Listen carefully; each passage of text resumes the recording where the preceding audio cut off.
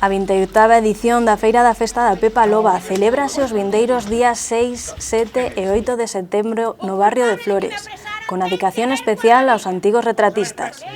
Un evento xa tradicional previo á celebración das festas patronais do San Cibrao e que se tenta recuperar o antigo espazo das feiras comerciais e os oficios artesanais, no marco incomparable do casco histórico do Carballiño. A Fonte de Flores foi o escenario escollido onte polos organizadores para a presentación do programa previsto para esta fin de semana, intervindo Ari Quintas pola organización e Clara Vázquez e Vítor Tato do grupo de teatro Dar Trela, responsables da representación da sempre espectacular Baixada Pepa Loba.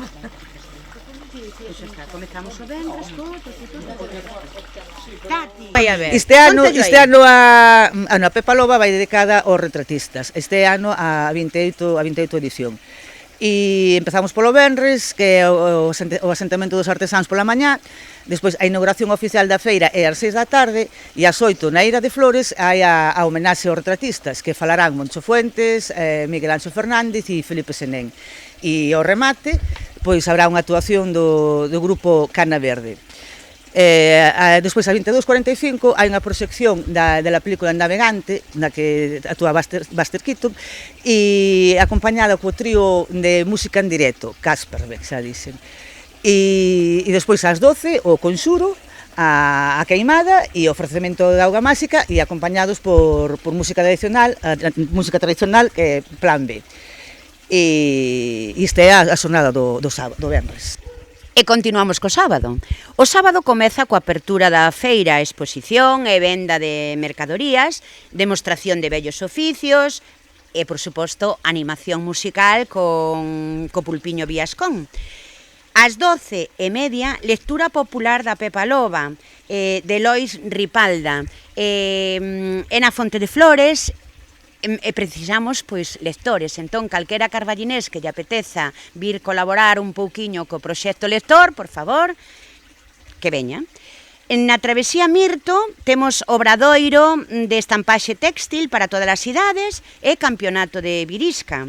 Na Praza Loureiro, ás 6:30 da tarde, obradoiro de cestería, xogos populares do Centro Popular Amador Lourenzo. Ás 19:45, masterclass de serrucho máxico, impartido polo Pulpiño Viascón. E ás 8:15, baixada da Pepa Loba coa Saga Villa por Dar Trela, descubrindo, algo moi importante, a placa conmemorativa que ben se merece Rosa Núñez. Na Rúa Mirto, ás 11 da noite, proxección de curtametraxes Galiza e Lentura, de Pachi Baranda e Manuel Nanín. Un programa intenso para un sábado diferente. E para rematar, o domingo día 8. Si non quedamos moi cansos do sábado día 7. Esperemos que non. E a xente ainda teña ganas e ilusión de vir aquí ás 12 da mañá, que é cando se vai inaugurar o domingo ca apertura da feira, exposición e venda de mercadorías, alborada co grupo feitizo de Pau, e demostración en vivo dos vellos oficios. Na Fonte do Concello, durante toda a xornada, haberá un obradoiro de cerámica.